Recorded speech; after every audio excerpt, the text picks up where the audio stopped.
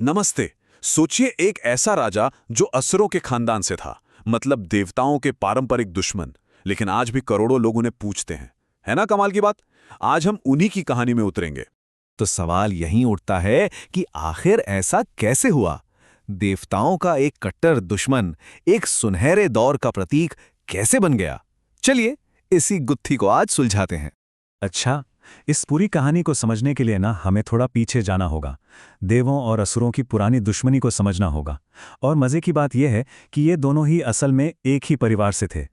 तो बात ऐसी है कि देव और असुर दोनों ही ऋषि कश्यप की संतानें थीं। एक तरफ थीं अदिति की संतानें, यानी देव, जो प्रकाश और धर्म के प्रतीक थे, और दूसरी तरफ थीं दिति की संतानें, असुर, जो ताकत और बदले के लिए जाने जाते थे। बस यहीं से शुरू हुई वो महान लड़ाई जिसने सब कुछ बदल दिया। लेकिन देखिए, हर असुर एक जैसा नहीं था। महाबली का वंश तो बहुत ही महान था। उनके दादा थे प्रहलाद, विष्णु भगवान के इतने बड़े भक्त कि उन्होंने देवों और असुरों में सुलह तक करवा दी थी।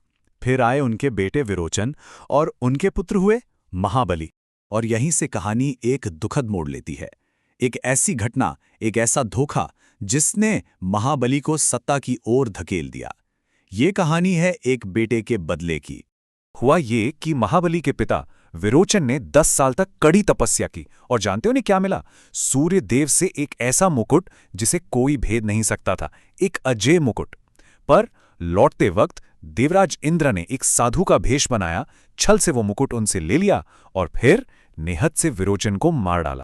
जब महाबली को अपने पिता की मौत की खबर मिली तो उनका खून खौल उठा। उन्होंने कसम खाई, और ये सिर्फ बदला नहीं था, ये न्याय के लिए एक पुकार थी।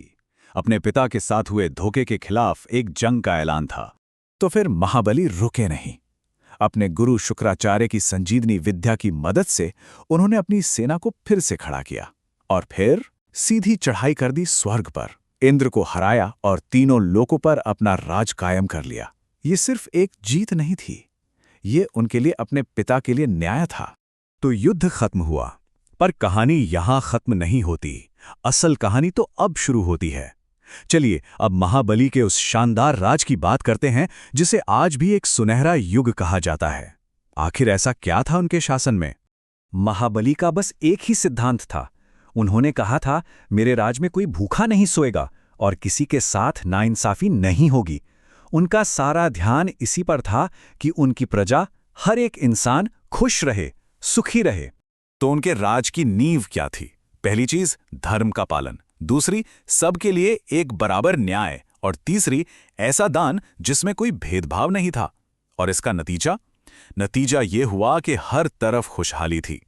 लोग इतने खुश थे कि वो देवताओं से ज्यादा महाबली को प्यार करने लगे थे। उन्हें किसानों का राजा तक कहा जाने लगा, क्योंकि उनके राज में ना कोई गरीब था, ना कोई भूखा। सोचिए, एक ऐसा समाज। आज भी हम इसका सपना ही देखते हैं। सब कुछ बिल्कुल सही चल रहा था, लेकिन अब कहानी में आता है असली ट्विस्ट। एक ऐसा मोड़ जहां सब कुछ बदल जाता है।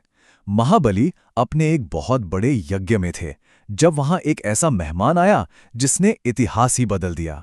देखिए, महाबली 99 अश्वमेध यज्ञ पूरे कर चुके थे। बस एक और 100वां यज्ञ, और उसके बाद तीनों लोकों पर उनका राज हमेशा हमेशा के लिए पक्का हो जाता।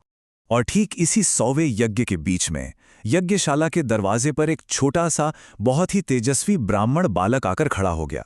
देखने में तो वो बहुत साधारण था, पर उसकी आंखों में एक अलग ही चमक थी।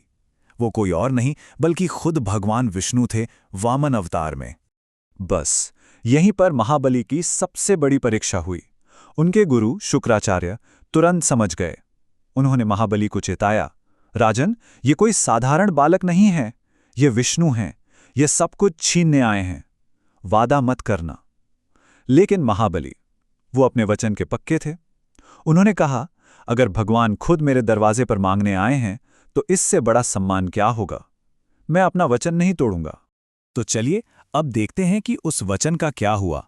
वो पल जब वामन ने अपनी मांग रखी और महाबली को अपना सब कुछ दांव पर लगाना पड़ा।